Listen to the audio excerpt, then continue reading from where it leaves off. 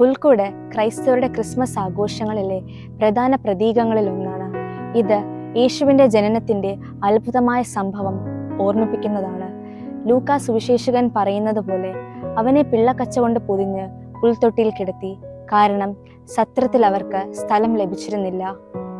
ഈ വാക്യം പുൽക്കൂട്ടിലെ പിറവിയുടെ അടിസ്ഥാനമാണ്. പുൽക്കൂട് ലാളിത്യത്തെയും വിനയത്തെയും പ്രതിഫലിപ്പിക്കുന്നു.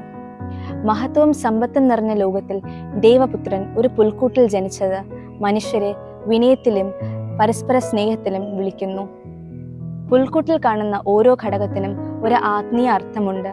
ഉണ്ണിയേശു ദൈവസ്നേഹത്തിന്റെ പ്രതീകമാണ്. മറിയം വിശ്വാസത്തിന്റെയും സമർപ്പണത്തിന്റെയും മാതൃകയാണ്. വിശുദ്ധ യൗസേപ്പ് പിതാവ് വിശ്വാസത്തിന്റെയും അനുസരണത്തിന്റെയും പ്രതീകമാണ്. ഇടയന്മാർ സാധാരണ മനുഷ്യരുടെ പ്രതിനിധികളാണ്. ദൈവമഹത്വം കാണുവാൻ ആദ്യം വിളിക്കപ്പെട്ടവരാണിവർ. ബൈബിളിൽ എഴുതിയിരിക്കുന്നു, ദാവീദിന്റെ പട്ടണത്തിൽ നിങ്ങൾക്കായൊരു രക്ഷകൻ, കർത്താവായ ക്രിസ്തു എന്ന് ജനിച്ചിരിക്കുന്നു.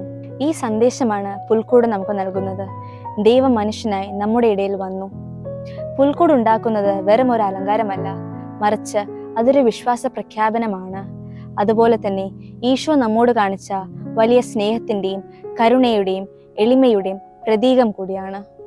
സ്നേഹമുള്ളവരെ, നമ്മൾ ഓരോ പ്രാവശ്യവും പുൽക്കൂട് ഉണ്ടാക്കുമ്പോഴും ഒന്ന് ചിന്തിച്ചു നോക്കുക, ഞാനും പരസ്പര സ്നേഹത്തിലും എളിമയിലും വളരണമെന്ന്. നമുക്ക് ഓരോരുത്തർക്കും ഉണ്ണീശോയോട് പ്രാർത്ഥിക്കാം.